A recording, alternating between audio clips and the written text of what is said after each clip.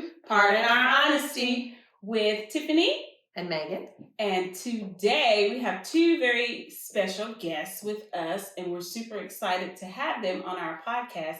They are our best friends, our biggest supporters, and they are also our husbands and significant others. So we'd like to welcome Ed and Nick to the show today. Let's give them a round of applause for being vulnerable with us. And today, guys, we are deep diving into blended families. We were looking at some stats before we started recording, and the stats we saw, I don't necessarily believe that they're accurate. They say that 16% of children in the U.S. are in blended families. But we know, however, marriages, about 50% of marriages end within the first 7 years. So, of course, all of those people are looking for their next love. So I imagine that it's at least 50% of all children in the U.S. have some step parent, step sibling, step something, okay? So we're going to talk about our good and bad, all right? So we're going to start with our loved ones, and they're going to talk about their family, their children, and then we're going to share ours as well. So what we're going to do is kind of go down the line and tell you how many children we have individually, and then we'll kind of deep dive into kind of the challenges that start with blended families. So Nick, how many children do you have? 7 children. Wait for the response. Yes. Okay. That's not that bad, no. That's not that bad. All right. So Nick has 1, and he's my significant other, and I have 1. Okay. And how many do you have? How many children do you have? 2. You have 2 children. And I have 4 children that I brought into this wonderful union. So we'll start with Nick. I know he's going to be like, what the hell? She just put me on the spot. Exactly. Okay, so Exactly. name 1. Well, we'll just start with 1, and maybe we'll go down the line and we can deep dive into that. Okay. Okay. Yeah. What is one challenge that you see with being a blended family? He doesn't want to get in trouble. Yeah, there's no pre-reading of the questions. No, we don't practice anything. You just go for the gusto. One of the things, I mean, parenting styles, so like consequences and rewards. I would probably actually agree with that Yeah. as our biggest conflict is parenting styles. Ours too. I think when we got together, I was this hard ass, and Ed was like, why are you this hard ass with these kids? They want love and they want to have fun. And then I was like, well, forget it. Then I'm not going to do anything. And then he became the hard ass, and then everybody hates him now. So what do you think your biggest challenge was before we dive into that? Before we dive into that, what do you think the biggest challenge of the blended family? Definitely parenting styles. Yeah. But with Tiffany, it's either all or nothing. So she's either extreme hard ass or extreme softy. So how do you, since we all have the same kind of feeling about it, how do you navigate that so I'll say for me, I'll just say my example stepping in. So I brought 1 and we had, 7, but we'll just focus on the 3 primarily in the house. Mm-hmm. There's a different number there. So obviously there's more going on, and we have day and night, I feel mostly day and night ideas of things. Yeah. So, Not mostly day and night, but 50-50. Mm-hmm. So 50 how same, 50. did you guys have commonalities at all in how you parented? Or was it like you felt one thing, she felt like, was it always seeming to be opposite? Or do you think people just naturally do that because they're protecting their child? I think it's a little bit of both. Yeah. We did have some things that were the same, but then some things were just left field. Yeah. And I think it goes back to your upbringing. What did you believe and what did you learn? And so with Ed and my mom, my adopted mom, I learned different ways of parenting that I had no exposure to as a kid.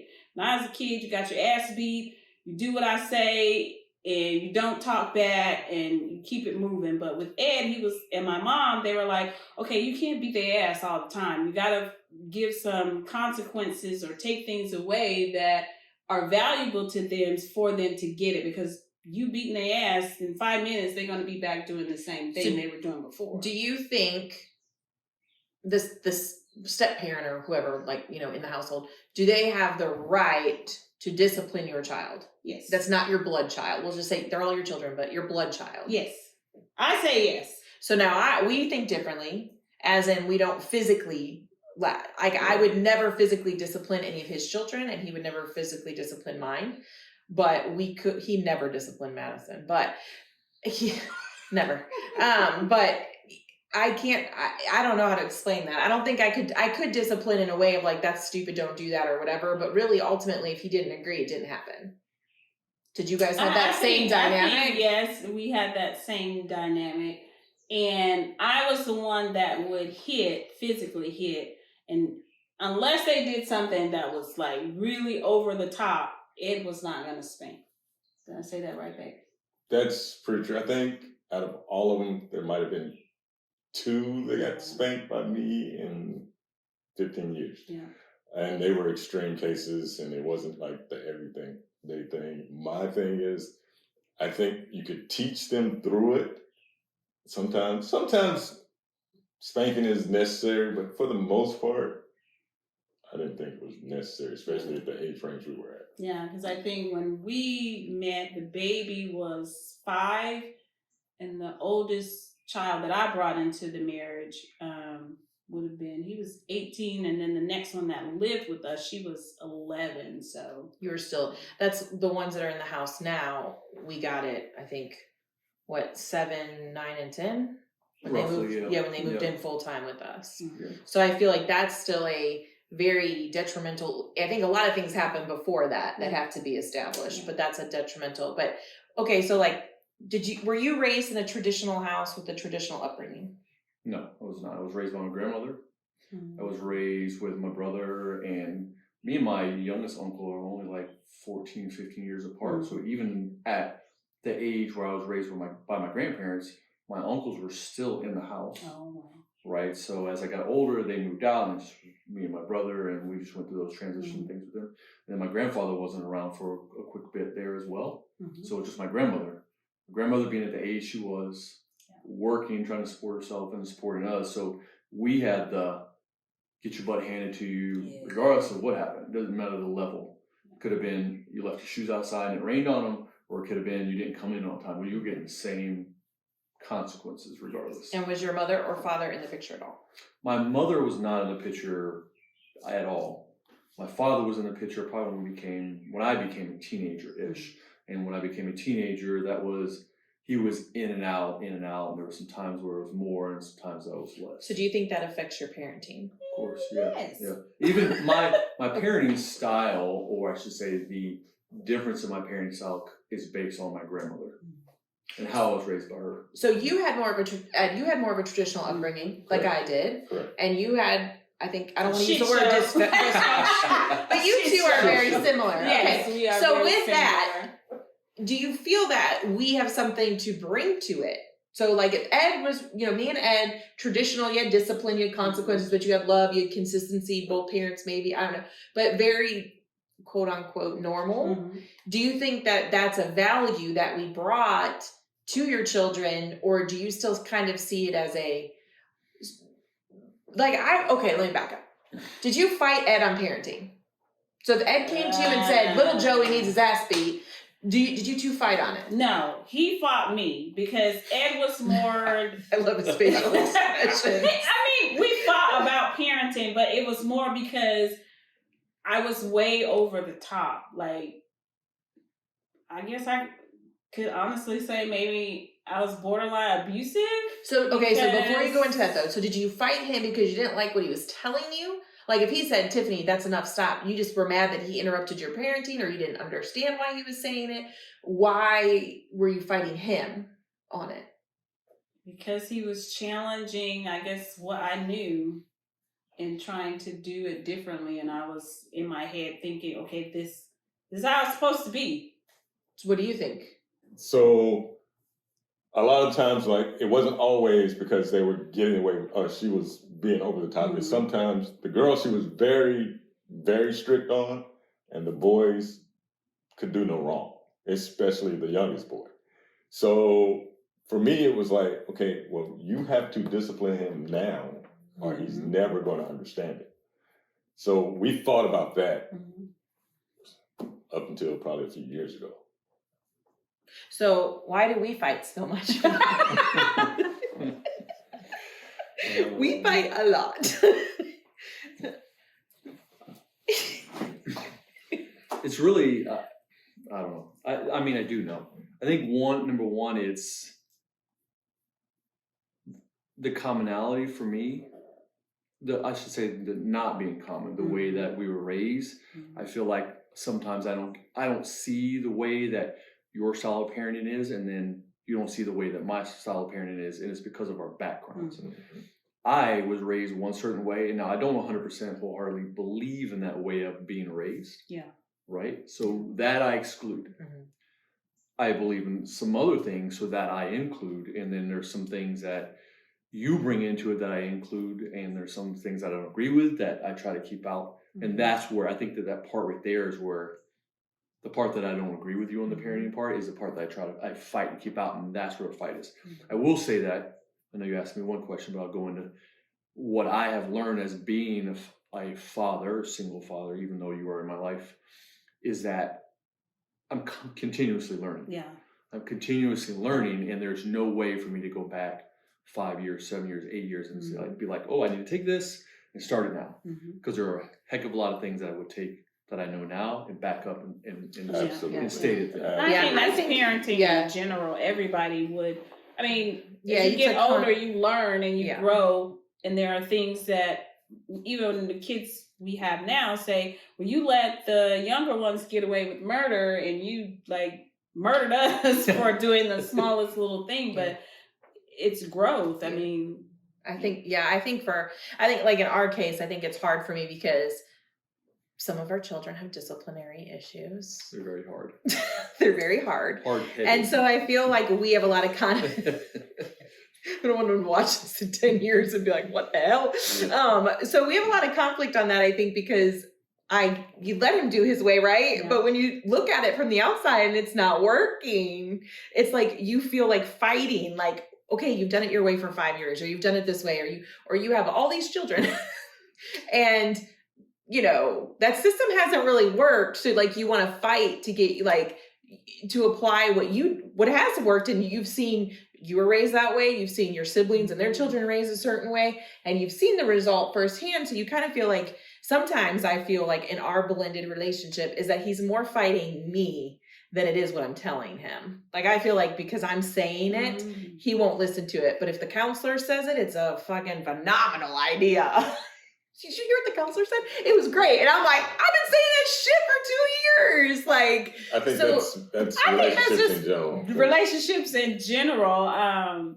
Because even if you were just the kids' parents together, I think you guys are from different backgrounds. You still would have that conflict of like, well, my mom didn't do that to me, or we didn't get away with that. So I do think if you're going to date someone, that's something you should definitely talk about. Children, you need to upfront have a serious discussion about parenting, rules. Even with the parent that's absent, you guys need to have a conversation about, okay, we need to have, if you can. I some know spouses, there are situations where you're not gonna talk, but if you can, like having that conversation with the other step parent on the other side and the other parent to have a common, this is the rules, these are the things we're gonna tolerate. I mean, it will make life much easier. We're gonna get way off subject. That's okay, I think. But what I'll say with that is me and Madison's dad had a very co-parenting relationship. Very, hey, I took her phone away. Okay, I'll take her phone away when she gets over here. Yeah. Or, she's grounded. Okay, I'll ground her over here. It was a universal. The other children's mom, Nick's one is pretty much, she doesn't contact the children. She's not present or anything. The other moms hate Nick. So they use everything against him. If they come to our house and we have a rule, they basically say you don't have to follow that rule, or they go home, and then, Nick's not able to build a relationship with those children. And so then it's always like a stress and a strain because there isn't co-parenting. And I think that's probably a downfall in blended families is the co-parenting of the opposite parents. Yeah. So backing up, in the beginning, you said that your kids hate Ed. Yeah, they do. So- In the beginning, no, I'll take that back. In the beginning, they loved him.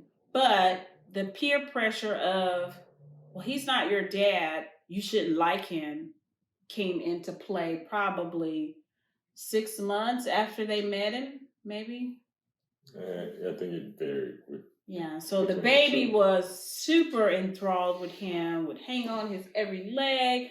They went fishing together, hanging out. I mean, he brought fun into our lives where we went fishing. We did stuff that didn't require money. We were, out and about, not just shopping. And that's something that we Didn't never experience. experienced as a family. And then the whole dynamic of, okay, well, you're going to have consequences, not you just go stand in the corner and hold books over your head.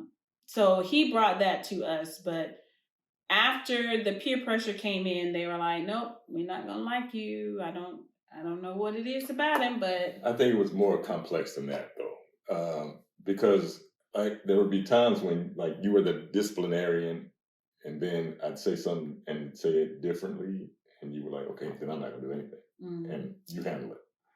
And then, so when I made the mistake, and I see it now clearly as day, it was the mistake of taking over as the disciplinarian.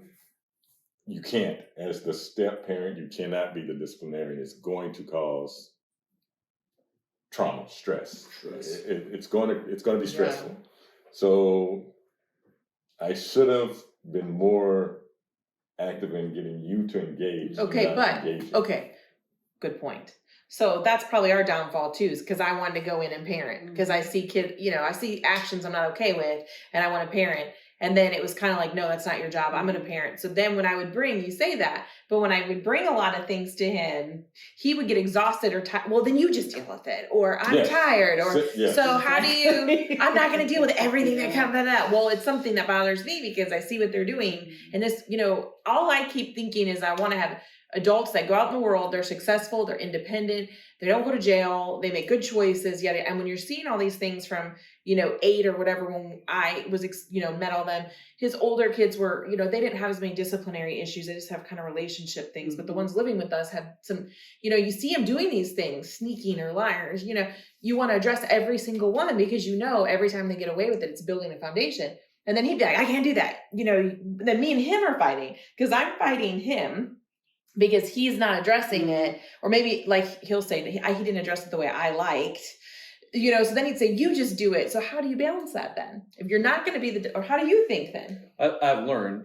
Ed brought up a good point. What I learned is that the step parent should be the support system and the parent should be the disciplinary, regardless.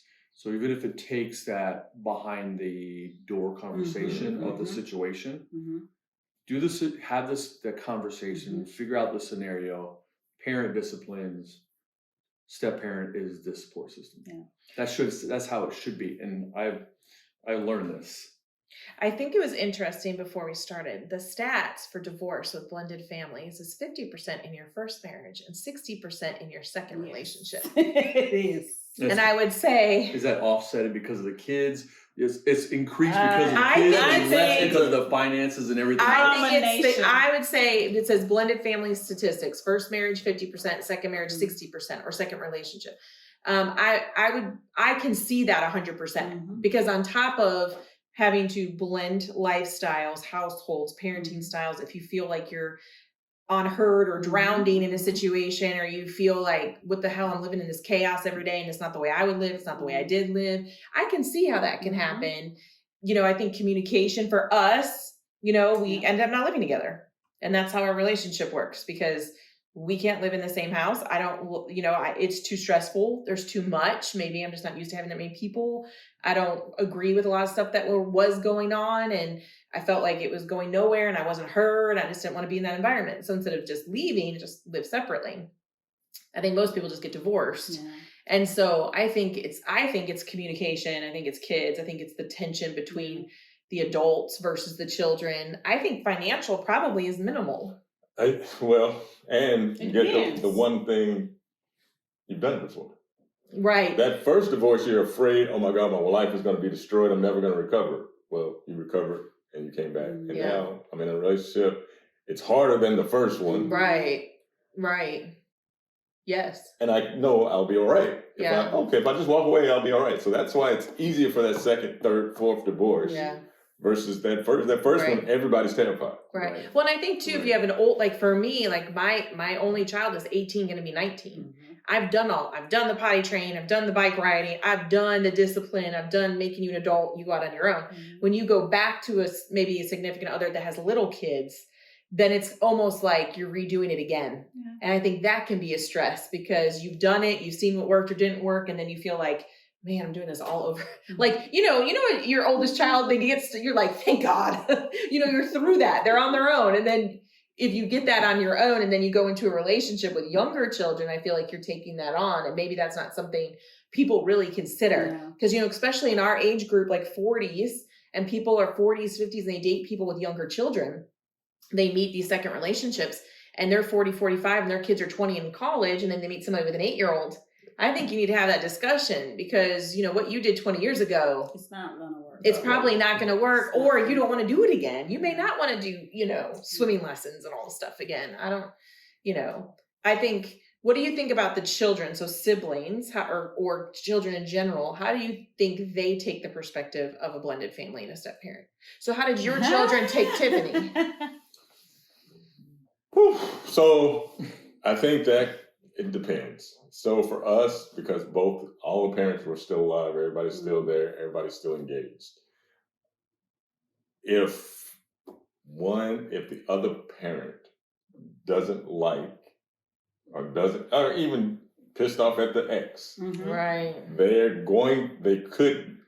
not going to say they're all going to make it difficult, but in my experience, it was difficult. I agree. And it was because, okay, you broke up our home, you got this new woman. Yeah. Why should I make it easy for you? Right. Not realizing it affects the children. Yeah, but I think that the children felt that way too. Absolutely. Yeah. And I tried for myself. Mm-hmm. Okay, look, it's not about you guys. Me and your mom just didn't work. Mm-hmm. I thought it was a better option for me to be separate from her, so that you don't always grow up seeing us fighting and arguing and bickering and just think that's the norm. Right. I thought it was better. Whether they believe it or not, I still don't know. Right. But I tried. So how do your children feel about Tiffany? I want to say indifferent. Yeah. And how do your children now, as adults, feel about Ed? Do you have relationships with you? I think yes. You have. He has a very close relationship with the oldest. I would say the oldest and the youngest. Yeah, and the youngest and the two in the middle are indifferent. So Nick with Madison has how would you say your relationship is with Madison? Right now? Yeah. I mean, it's easy. I text her every now and then, ask her if she needs something, and she comes by, try to see her, ask her if she needs anything. So she's a pretty laid back kid, only needs what she needs. So yeah. And I think that's one thing we used to argue about too, though, is I felt like as a step parent, I stepped in and wanted to be super involved as like that mother role for especially the younger ones that didn't have that. Mm-hmm. And I always felt kind of like Madison was like jaded or neglected in a way because, she wasn't his top priority. He has his own kids, but I usually made his kids top priority for a lot of stuff. So things would get skipped or we would go to because I felt like we had to compensate for everything they had been through and everything that they didn't have. And so that even caused a period of us where I felt like, Madison ended up sharing a bed with somebody for a while and sharing a room where she had her own place and she literally sharing a bed. And then she was into this chaos of all these kids and all this. And then it was almost wrong if we went and did something by ourselves. And so I think too, if you're blending, you have to have that, these are Nick has always been great to Madison. I can't say that he's always been, if Madison needs, but you never I wouldn't say they're close in any right of the, it's almost like they're like, hey buddy, high five. And are you good? I'm good. I wouldn't say you're close. I mean, I do anything I don't think that. Right. I mean, he would do anything for her. And I think she would ask if she wouldn't be afraid to ask. Now, your kids, the older kids, I think all 4 don't like us or don't like, what do you think about that? It's got to piggyback on what Edward said because when the discipline came in there and then the mom was in there and it was a combination of, I don't like your father, I don't like the woman that he's with, and I don't like the disciplinary style. So there was no winning on any of those cases. Yeah. you're not winning anything. Yeah. What I know now is that you weren't. I mean, I might as well not even try. Just, hey, do whatever you want to do, throw it up in the air, and Right. where it lands, right? That's I feel like we both made a mistake in the fact of like, we would get them for a weekend maybe, and we have household rules that we abide by, but it's almost like you're supposed to be the fun parent for that weekend, and they're not supposed to have any rules or any like. It wasn't a mistake. It was. Well, we didn't know expected better. that to come to the house, you'd follow by the household rules, just like anybody. Right. Like if I was going to stay the night at Edward house, right? I'd follow his rules. I'd follow Tiffany's rules. That's what I was expecting of my children. Right. Come to the house, you follow by the rules. I'm not expecting you to change exactly who you are overnight. I'm just at least respect the household rules. Go into the fold, follow the household rules, and then cool, have some fun with your family, call it a day. Because really, that's what it was. That's what I was relegated to. Like you get to have them for a couple hours, you get to have them for a couple weekends. And you said anything, they took them away. Oh. Like, you even said take your shoes off at the door. It was like, I don't want to be here. I need to go home. It's like so that's there was no way to build. But now no way to build a parenting style or build even build a parenting base. And I think too, with all the kids, any kids, if they don't have the right, and I know we say this every episode, right counseling and right perspective, they're only hearing what's being put in their ears. Oh, yes. So if you're a blended family and they go home and their mother's like, your dad was a horrible father and he didn't do this and he didn't do that and that girl, blah, blah, blah, it's going to be very hard to have a smooth blended family, especially if the children don't take the opportunity to learn for themselves, which I know is very hard. Now, the ones in the house, how do you think they feel? Right now or back then? Right now. About you? Yeah. I think they love you, and without a doubt, they wouldn't change anything the way it is. I think there's a love-hate relationship. I don't agree, because I've seen you two interact with the kids, and they do love you. They do. There is some love-hate in there, especially when they're teenagers. With the boys. Especially boys. The boys. They're teenagers. They're going to hate everything. Yeah. So what would be advice that you would offer to somebody that if they were like, hey, I met this person and they have 2 children, I have 2 children, or blah, blah, blah. We're going to be a blended family. To make it work, what would you start? What would you say? Can we first start with Edward? Start with me. Start with Edward. No, what would I say is, I've actually had this conversation with a coworker about the support, right? The step-parent support. The parent is a disciplinary figure and like set the outline, the boundaries with the step-parent's input, right? So if you're going to live together, you obviously need to have and make sure that that's locked down and that outline is easy to follow, but it's exactly what both of you want. Or I should say, there's a compromise. What that compromise looks like, is it 50-50? Is it 75-25, 90-10? Whatever you figure, right? Whatever you figure out is what it is, right? As long as you have something. Yeah. Right? And you follow by that, that would be my thing. Like parent, disciplinary, make the outline. Step parent, you're the support, not support staff, but you're the support team role, and roll with that and just make sure you have something that you agree on. I think I would say knowing deeply how you two run life. Like in my household, it was loud. We played music. People came over all the time. There were still rules and consequences, but it was, I don't know, it was like cheerful and happy. And then there was rules. Like there was 0 grace in this and 0 grace in that and 0, like no like expectations of like, because if I meet with him and he says, these are how I run my house. And I'm like, fuck that. I couldn't live like that, even though you're support staff or not staff, but support staff. You'd have to really take that in. You might love this person with all your might, but if you can't live in that environment, like if you like to travel with your kids and they don't want to travel with their kids, or their kids maybe can't travel yet because of whatever, I think you really need to sit down almost like you do with your budget and be like, this is how I run my life with my kids. I have chaotic. I don't have a schedule. We do this or we do blah, blah, blah. How do you do it? And if you think about it and you say, I can't handle how you live.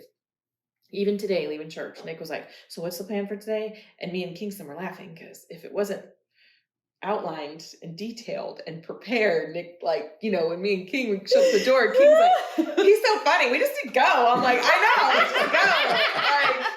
But, if you don't know that, I think if you don't truly lay it out of how you parent and how you think it, like, because if he were to say, I don't believe in spanking, I would have been like, probably would have been like deuces. There's no way you can lay down everything. I think you do. If you know the journey. I agree with you. I think you can lay down everything. Hello, beautiful. This is Tiffany. Thanks for watching or listening to Pardon Our Honesty. We didn't want to make this episode too long, So there's going to be a great part 2. Make sure you come back next Thursday for that. And in the meantime, share our podcast with a friend. Rate it. We love stars. At least 5, please. Like it and subscribe wherever you get your podcasts. Until next time, bye guys.